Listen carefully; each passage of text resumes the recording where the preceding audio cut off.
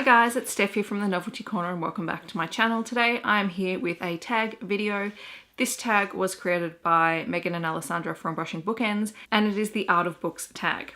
They are both very arty and creative and they did tag me to do this, and it is all about different art tools and then combining them with book recommendations.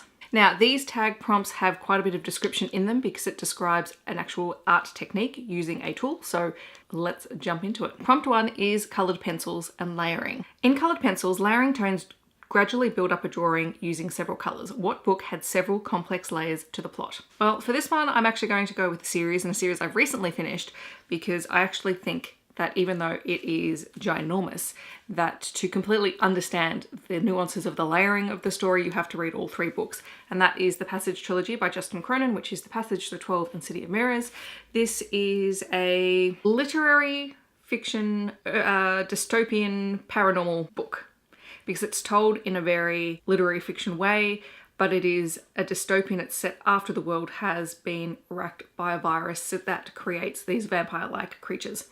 And it is just so nuanced, and there is so much build-up of layers in the world and in the characters over the course of the 3 books that just stopping at the first book, you would get some of that, but you won't get the whole story. Prompt 2 is charcoal and blending. Blending is done to create smooth transitions between darker and lighter areas of a drawing. What is a book where the light and dark blend to each side? For this, I'm going to pick This Savage Song and Our Dark Duet because these books are really fascinating to me from a character perspective of light and dark, because we have a world where physical acts of violence manifest themselves as actual monsters. You have this story told from the perspective of a human who is trying to be this vicious, bloodthirsty version of her father, and you have a monster who is trying to find peace. So there is a real blend of light and dark within those 2 characters, and I really loved it. Plus, August is a cinnamon roll. Prompt 3 is pen and ink and crosshatching.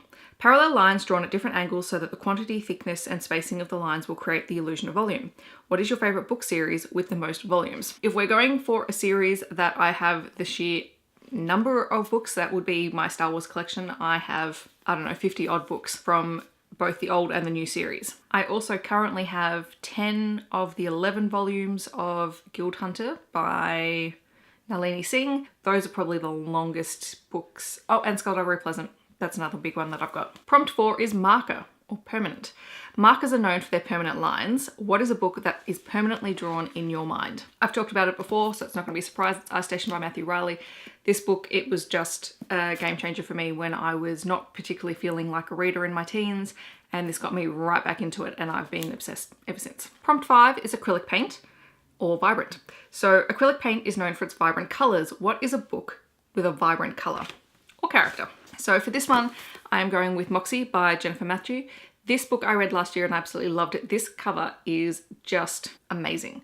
I love how bright and vibrant the pink is on this, and I love the contrast of the white and the black because these 3 colours are my favourite colour combination ever. Prompt 6 is watercolour or wash, and it says, wash is a watercolour technique resulting in semi-transparent layers of colour. What book has a transparent plot? And I'm not taking this to mean necessarily a critical look at a transparent plot, but I'm going to go with the Guild Hunter series by Nalini Singh because it's pretty predictable, and you know what, it's just a hell of a lot of fun, and that's why I've been enjoying reading it recently, so I'm going to go with that one. But I don't mean that in a negative way. I think it's just good escapist fun and you can see through the plot easily. Prompt 7 is oil paint and texture. Oil paints are thick and can keep their shape to help build the illusion of an object with texture. Name a character or creature that you remember vividly because of how well they were described. This one, I'm also going to sort of take a spin on the idea behind the question because this character was not necessarily described, because this is not a book where there is a whole lot of description because of the format that the book takes. So the character that I'm going to talk about is Aiden from Illuminae. Anyone who's read Illuminae will know that there's no description because it is basically all different types of file formats and whatnot. So there's not a huge amount of description, but the way that we are given Aiden's voice in the story is so fascinating, and I think that adds the description that you need because he is very methodical and he does very bad things, but you know, he is not a character that is defined by emotions because he's an artificial intelligence, so you can't define his actions as good or evil because he's doing what he's been programmed or what his programming has evolved to do.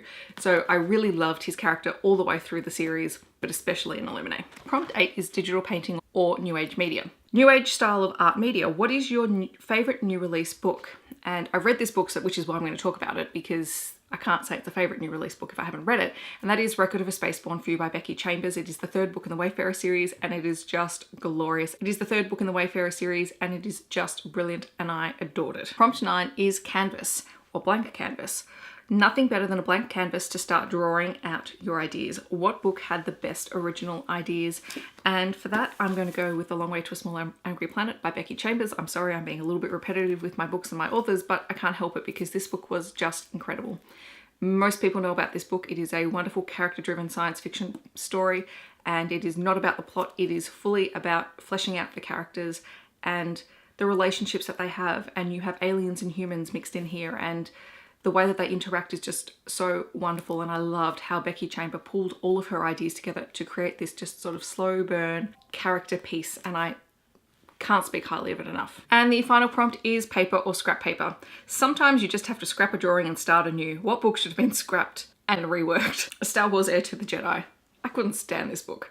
And in fact, sorry, I won't say I couldn't stand the book. I read the book and I'm pretty sure I gave it a fair rating. I don't even remember the plot of this, so that tells you how much it stood out in my mind, whereas I remember quite a few plot points from the other Star Wars books, and I read a lot of them.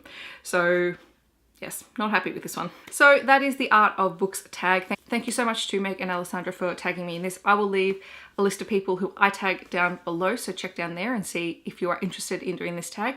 It's really good fun. I hope you do, and I'll catch you guys in my next video. Thanks so much for watching. Bye guys.